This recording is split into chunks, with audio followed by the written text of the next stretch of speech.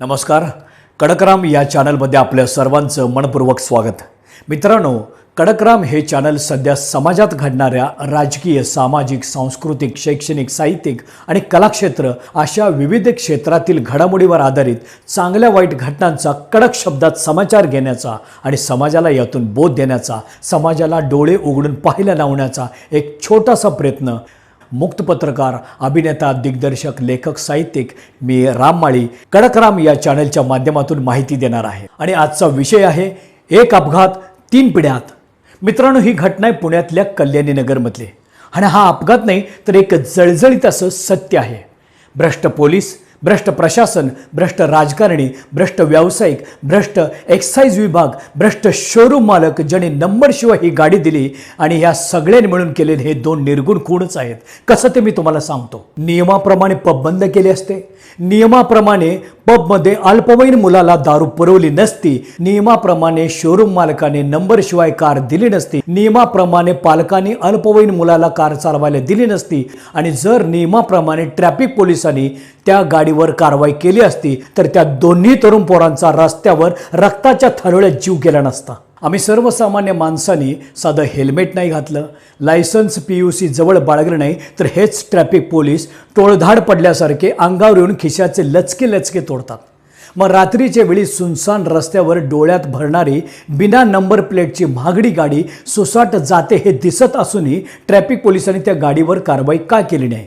इतकं घडूनही ज्याने 2 लोकांना चिरडलं, 2 कुटुंब उद्ध्वस्त झाली, अशा नालायकाला पोलिसांनी ताब्यात घेतल्यावर पोलीस त्याला मागच्या दाराने बिर्याणी, पिझ्झा, बर्गर खाऊ घालतात, पुरवतात. आपल्या हातून 2 जण मेल्याचा जराही दोष वाटत नसलेल्या बड्या बापाचा पोरगा ती बिर्याणी, पिझ्झा, बर्गर खातो सुद्धा. मेलेल्यांना न्याय द्यायला नाही तर आरोपीला शिक्षेपासून वाचवण्यासाठी सुट्टीच्या दिवशी बाल न्यायालय कामकाज करतं का?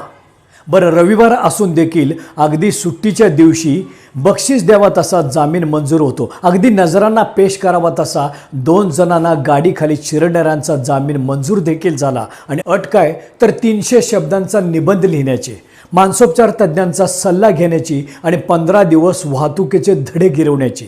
या अटी म्हणजे बालन्याय संस्थेने दिलेली बालिश हास्यास्पद शिक्षा म्हणावी लागेल. आणि हा निकाल म्हणजे न्यायदेवतेचा निर्लज्जपणाचा कळसच म्हटला पाहिजे. अहो, यापेक्षा जास्त शिक्षा आम्ही शाळेमध्ये गृहपाठ केले नसताना शिक्षक आम्हाला द्यायचे. अहो, इथं तर चक्क 2 जणांचा जीव गेलाय, जीव.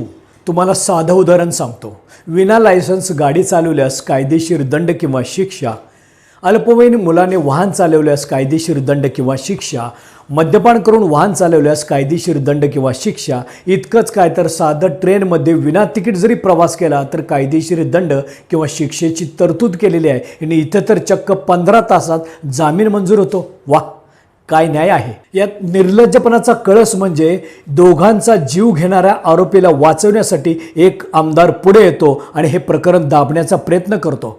पण प्रत्यक्षदर्शींनी पुणेकर न्यूज आणि पुणेकर मिररच्या दाव्यानुसार हे आमदार आरोपी गाडी चालवतच नव्हता असा बनाव रचण्याचा प्रयत्न केला. पण प्रत्यक्षदर्शींनी, जागरूक जनतेने हा बनाव हाणून पाडण्याचा प्रयत्न केला. हे विशेष आहे. मेलेल्या दोघांना मी ओळखत नाही, पण उद्या हेच कोणाच्याही बाबतीत घडू शकतं. म्हणून आज बोललं पाहिजे.